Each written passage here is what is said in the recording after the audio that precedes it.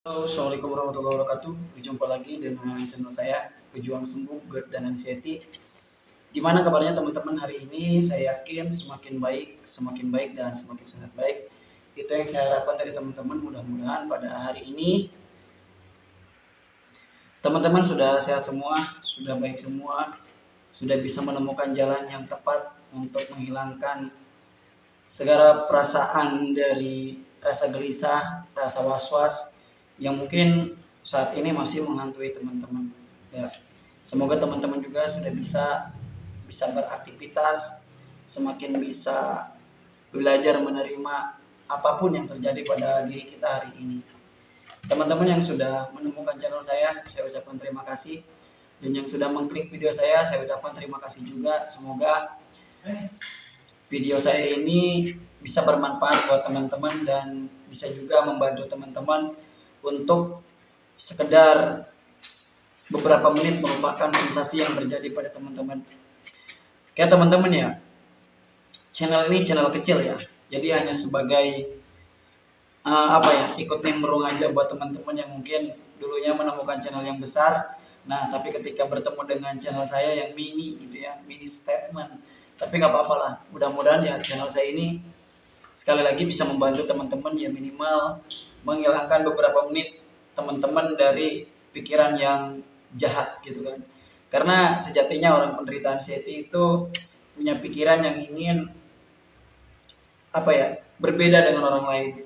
Kadang ingin menyakiti dirinya sendiri, kadang ya ingin menyakiti orang lain, kadang juga berpikir hal aneh ya, yang kadang mungkin manusia normal pun akan sulit mendeteksi apa yang kita rasakan, akan sulit menerjemahkan apa yang kita inginkan. Rasa sakit yang ada di dalam tubuh kita itu mungkin tidak terjabarkan oleh kita sendiri. Ya, mungkin seperti itu ya. Nah, teman-teman, ya di kesempatan kali ini saya ingin sedikit ya memberikan sarana edukasi ataupun sarana pengalaman buat teman-teman. Jadi ya buat teman-teman yang masih menderita anxiety, coba 3 hal ini ataupun 3 faktor ini lakukan. Ya boleh dilakukan, boleh didengar saja gitu kan.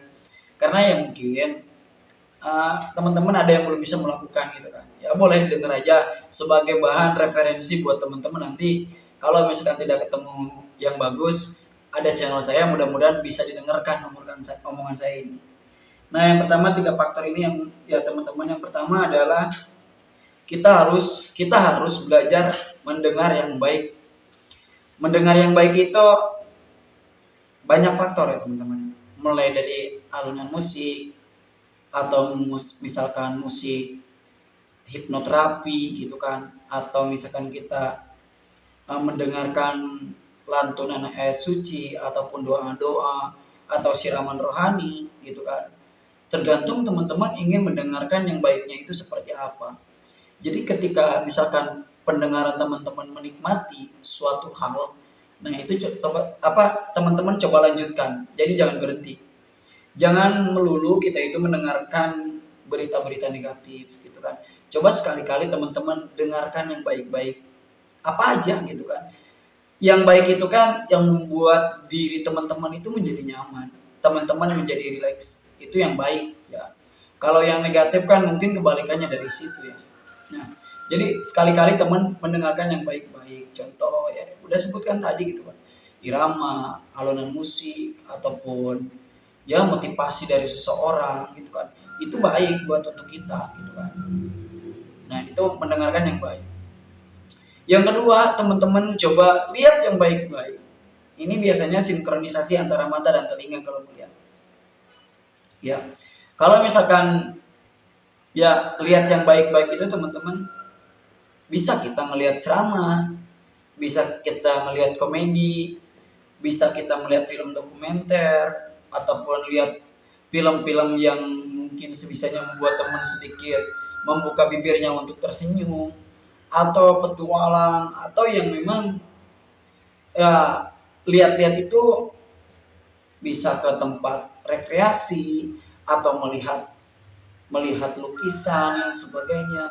Nah, itu kita belajar melihat yang baik-baik. Karena apa? Melihat yang baik-baik juga teman akan sedikit mengubah energi kita. Mungkin yang tadinya energinya negatif, ya mungkin kita agak sedikit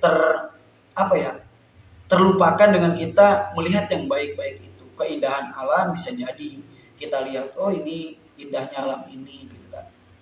Atau misalkan tempat rekreasi dan sebagainya. Tapi kalau misalkan teman-teman belum bisa ke tempat rekreasi, ya bisa lah di video atau pokoknya penglihatan ini juga perlu gitu kan. Perlu untuk menstabilkan imun kita. Itu yang kedua. Yang ketiga adalah berpikir yang baik-baik. Ini yang paling penting. Kadang-kadang orang penderita anxiety itu untuk berpikir yang baik itu mungkin 1% bisa dilakukan, 99% tidak bisa dilakukan. Karena ya teman-teman, saya paham betul ketika kita penderita anxiety itu mana mungkin kita bisa berpikir baik-baik, ya, mana mungkin kita bisa berpikir hal yang baik-baik ataupun segala macam lah gitu. Yang ada adalah bagaimana kita selalu berpikir negatif, bagaimana kita selalu berpikir tentang penyakit berat, kematian, sebagainya. Itu kita selalu berpikiran seperti itu. Cobalah berpikir baik-baik. Kalau seandainya ada sensasi, oke lah sama aja dengan kemarin. Oke lah ini sudah biasa. Oke, pokoknya semuanya dianggap oke. Biar kita apa? Biar kita tidak terlalu terbebani dengan yang dipikirkan oleh kita. Gitu. Karena apa? Kita itu sebetulnya hanya banyak berpikir. Berpikir tentang tubuh kita sendiri, kemudian berpikir tentang hal-hal yang memang harusnya kita tidak pikirkan. Kita itu jarang memikirkan dunia luar kita. Yang ada memikirkan diri. Pertanyaannya kan numpuk di diri kita. Saya kenapa? Saya bagaimana? Ini nanti bagaimana? Nanti kalau gini bagaimana? Terus saja. Pertanyaan itu berputar untuk diri sendiri. Ya, jadi mungkin 3 hal itu ataupun 3 faktor itu coba teman-teman telangahi. Kalau misalkan memang cocok nih, menurut saya ya bolehlah teman-teman dijadikan referensi. Ya, oke, itu saja. Salam sembuh dari saya. Pejuang sembuh GERD dan anxiety. Wabillahi taufiq wal hidayah. Wassalamualaikum warahmatullahi wabarakatuh.